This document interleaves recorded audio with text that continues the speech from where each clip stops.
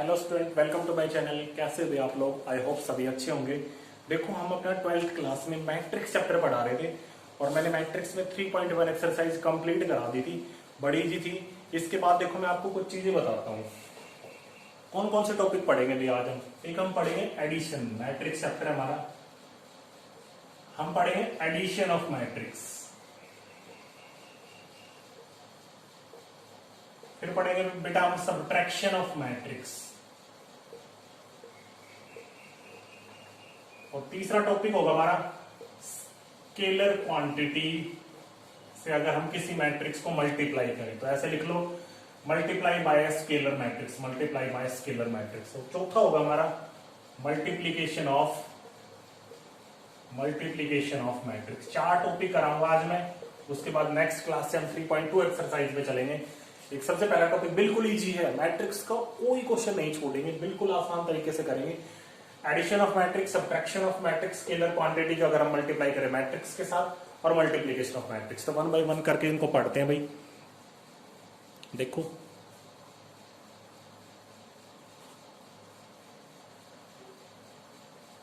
देखो भाई, ध्यान से देखना।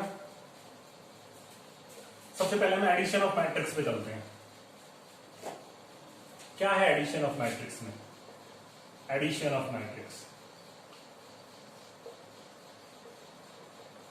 एडिशन ऑफ मैट्रिक्स का मतलब है दो मैट्रिक्स को हमें ऐड करना है। तो बड़ा इजी सा है।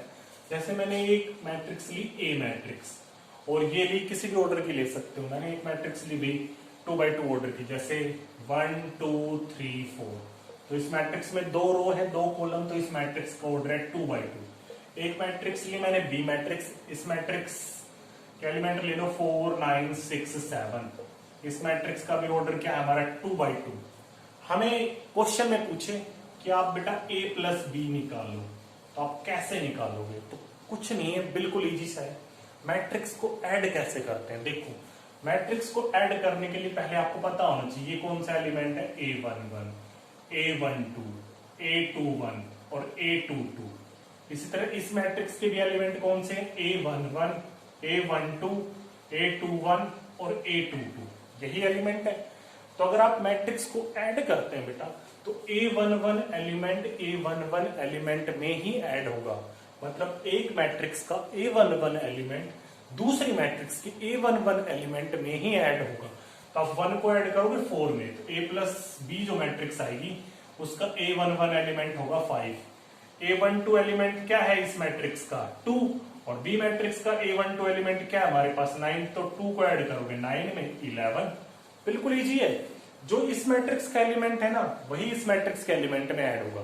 अब इस मैट्रिक्स का एलिमेंट a21 क्या है? 3। और इस मैट्रिक्स का एलिमेंट a21 क्या है? 6। तो 3 प्लस 6 कितना हो गया? 9। इस मैट्रिक्स का एलिमेंट a22 क्या है? 4। और इस मैट्रिक्स का एलिमेंट a22 क्या है? 7। तो 4 और 7 क्या हो गया? 11। और इस मैट्रिक्स का भी ऑर्डर क्या होगा? 2 बाई 2। ठीक है, बिल्कुल इजी है मैट्रिक्स को ऐड करना। और एग्जाम्पल ले लेते हैं। देखो, कोई और एग्जाम्पल सोच लो भाई। एक एग्जाम्पल ले लो, खुद से कोई भी एग्जाम्पल।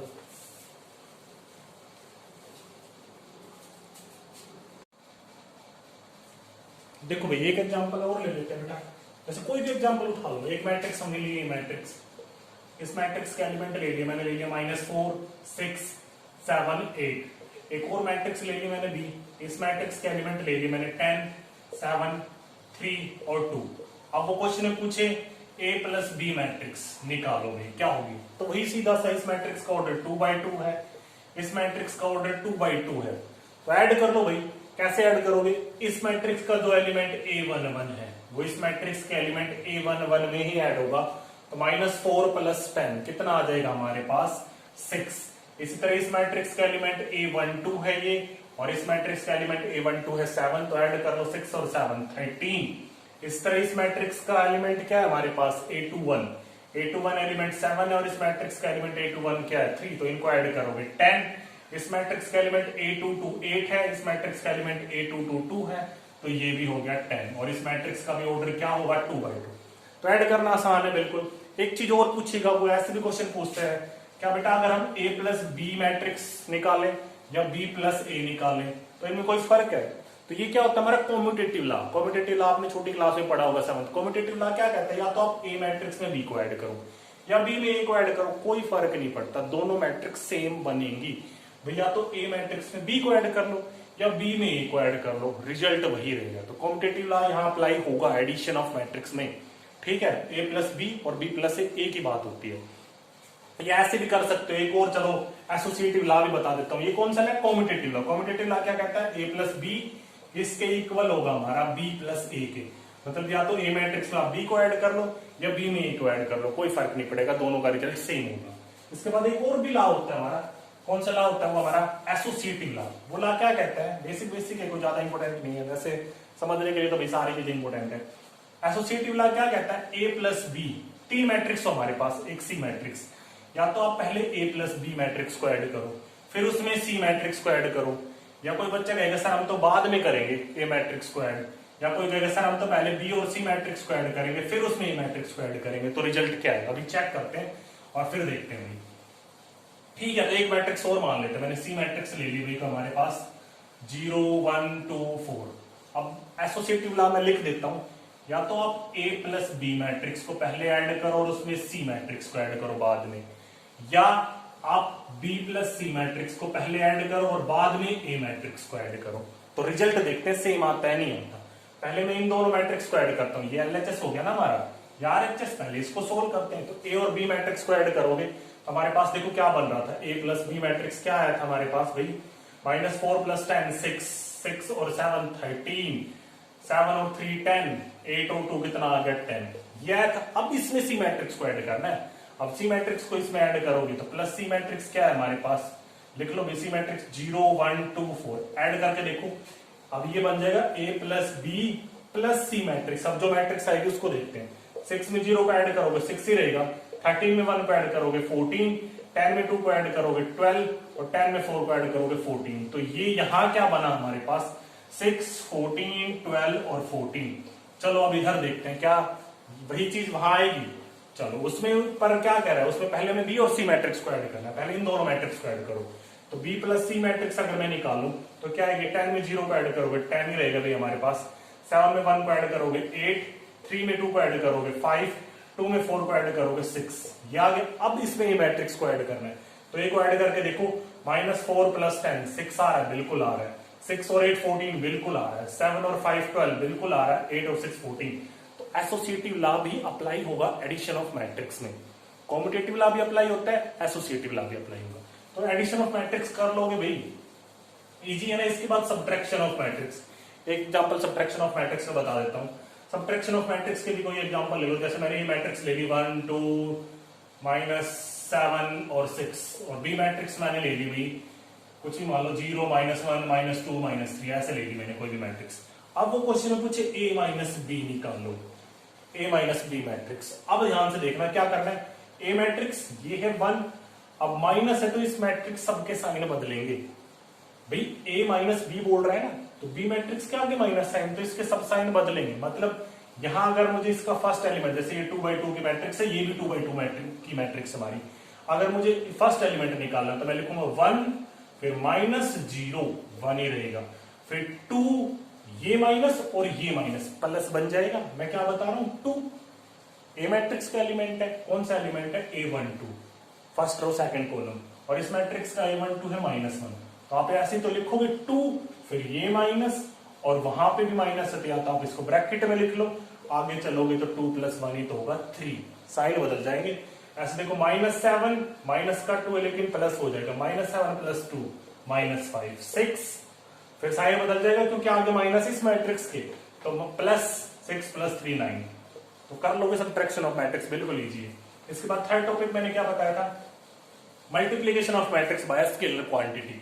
कोई मैट्रिक्स ले लो, ए मैट्रिक्स मैंने ली 4 0 7 8, अगर इसी मैट्रिक्स को मैं किसी स्केलर क्वांटिटी से मल्टीप्लाई करूं, अब दो चीजें आपको पता होनी चाहिए, स्केलर और एक वेक्टर, वो आगे आप डिटेल में पढ़ोगे फिजिक्स में, काफी डिटेल में, मैथ्स में भी एक चैप्टर हमारा वेक्टर का चैप्टर हमारा, ठीक है। स्केलर क्वांटिटी क्या होती है, स्केलर क्वांटिटी जैसे आपने पढ़ा होगा स्केलर और वेक्टर। स्केलर वो होती है जिसमें बस मैग्नीट्यूड होता है, वेक्टर क्या होता है जिसमें मैग्नीट्यूड भी होता है और डायरेक्शन भी होता है, ठीक है। स्केलर क्वांटिटी में कोई भी नंबर हो सकता है 1 2 3 4। अगर मैं इस मैट्रिक्स जैसे ये आ जाए ए मैट्रिक्स और क्वेश्चन में पूछे 2a मैट्रिक्स निकालो, मतलब हमें इस मैट्रिक्स को किसी स्केलर क्वांटिटी से मल्टीप्लाई करना है और वो स्केलर क्वांटिटी क्या है 2। तो जब भी अगर आप किसी मैट्रिक्स को किसी भी स्केलर क्वांटिटी से मल्टीप्लाई करोगे तो पूरी मैट्रिक्स मल्टीप्लाई होगी। ऐसा नहीं है 2 बस 4 से मल्टीप्लाई होगा, ये 2 इन सब एलिमेंट से मल्टीप्लाई होगा। तो अगर मुझे 2a पूछा है क्वेश्चन में आएगा 2a 3 कहीं लिखा होगा, तो मतलब उस मैट्रिक्स को पूरी को हमें 2 से मल्टीप्लाई करना है। तो कर दो 2 4 जा 8, 0 से करोगे 0, 2 7 जा 14 और 2 8 जा 16।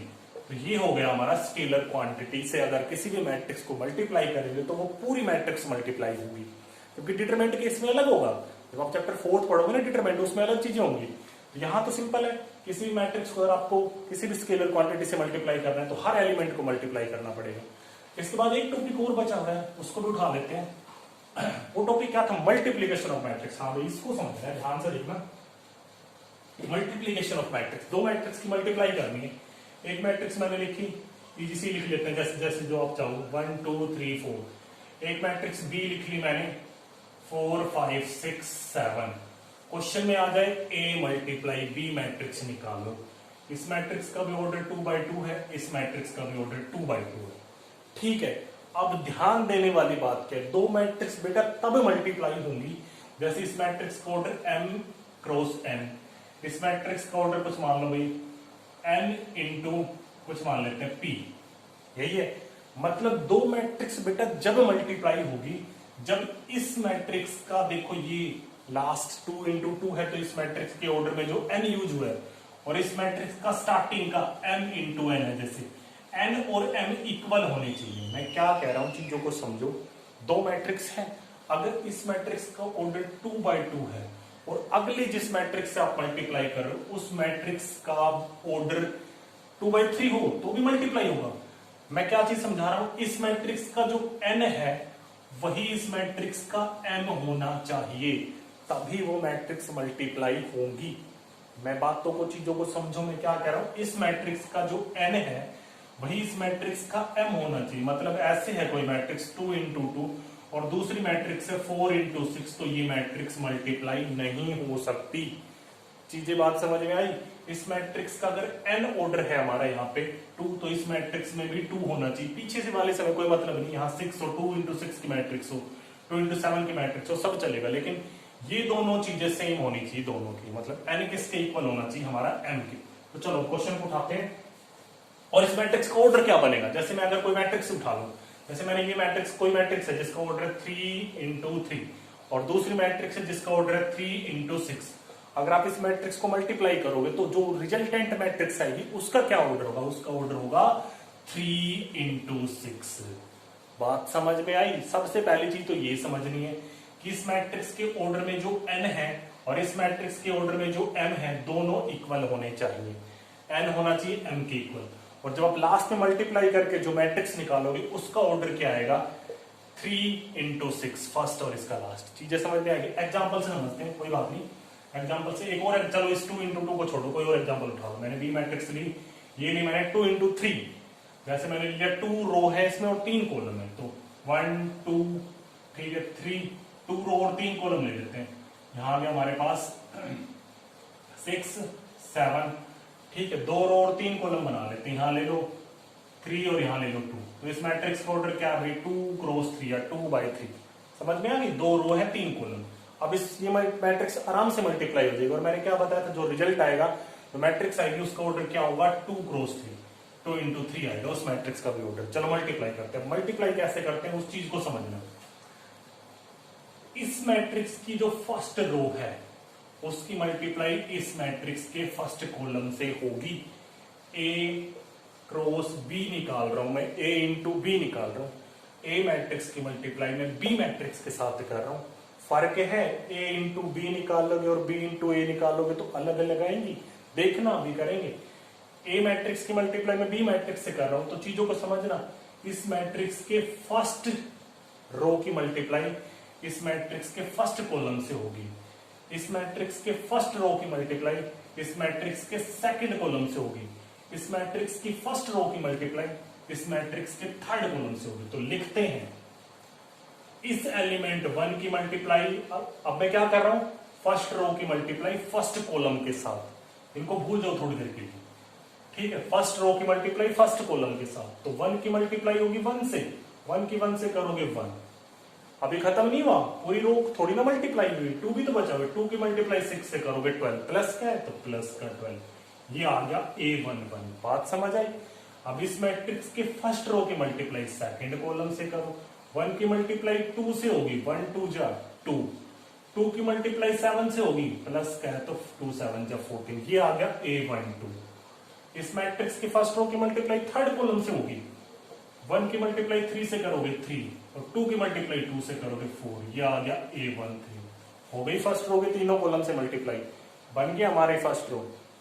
अब देखना ऐसे इसमें करेंगे, सेकंड रो की मल्टीप्लाई अब फर्स्ट कॉलम के साथ, तो 3 की मल्टीप्लाई 1 से होगी 3, और 4 भी तो बचा हुआ, 4 की मल्टीप्लाई 6 से, प्लस का 24, ठीक है। ये कौन सा एलिमेंट आ गया A21। सेकंड रो की मल्टीप्लाई सेकंड कॉलम के साथ, 3 की 2 से करोगे 6, प्लस 4 की 7 से करोगे 28, 3 की 3 से करोगे थर्ड कॉलम पे चला गया 9, प्लस 4 की 2 से करोगे 8, ये लो भाई। मैट्रिक्स का ऑर्डर देख लेना क्या आएगा, 12 और 1 13, 14 और 2 16, 4 और 3 7, 24 और 3 27, 28 और 6 34, 9 और 8 17। मैट्रिक्स का ऑर्डर देखो, मैंने बताया था 2 क्रॉस 3 की मैट्रिक्स आएगी, 2/3 की, 2 रो है 3 कॉलम। बात समझ में आ गई। तो अब चीजें बस यही समझनी है कि भी अगर आप फर्स्ट रो की मल्टीप्लाई इस मैट्रिक्स के बेटा जितनी भी कॉलम हो, चाहे इसमें 4 कॉलम हो चाहे 5 कॉलम, सबसे होगी। और लिखना कैसे, ये फर्स्ट एलिमेंट इससे मल्टीप्लाई होगा, फिर अगर प्लस साइन है तो प्लस होगा, जैसे इसका साइन प्लस इसका प्लस, तो प्लस का ही 1 है तो लिखेंगे भाई। अगर इसका साइन माइनस होता तो यहाँ -1 आ जाता हमारा, साइनों को तो देख लोगे। अब देखो यहाँ 2 की 6 से करी 12, प्लस का प्लस का 12 लगा दिया, ये चीज समझ आ गई। अब उल्टा हो जाए, ये मैट्रिक्स तो आगे हमारे पास क्या है 13 16 7 27 34 17। अगर B इंटू A पूछे, मतलब अगर मुझे B मैट्रिक्स की A मैट्रिक्स के साथ मल्टीप्लाई करनी है, जैसे ये B मैट्रिक्स क्या थी हमारे पास 1 2 3 6 7 2, मैट्रिक्स का ऑर्डर 2 इंटू 3, और इसकी मल्टीप्लाई मुझे किसके साथ करनी है 1 2 3 4। अब देखो ये मल्टीप्लाई पहली बात तो हो ही नहीं सकती। क्यों नहीं हो सकती, क्योंकि इस मैट्रिक्स का n ऑर्डर इस मैट्रिक्स के m के इक्वल है ही नहीं, तो ये मैट्रिक्स की मल्टीप्लाई आप कर ही नहीं सकते। कभी आप सोचो सर A इंटू बी और B इंटू ए की बात होगी, नहीं होती, अलग अलग होता है हमारा, ठीक है। तो ये पहली बात तो इनकी आप मल्टीप्लाई कर ही नहीं सकते। तो इसके लिए आप कोई भी 2/2 का एग्जाम्पल सोच लो।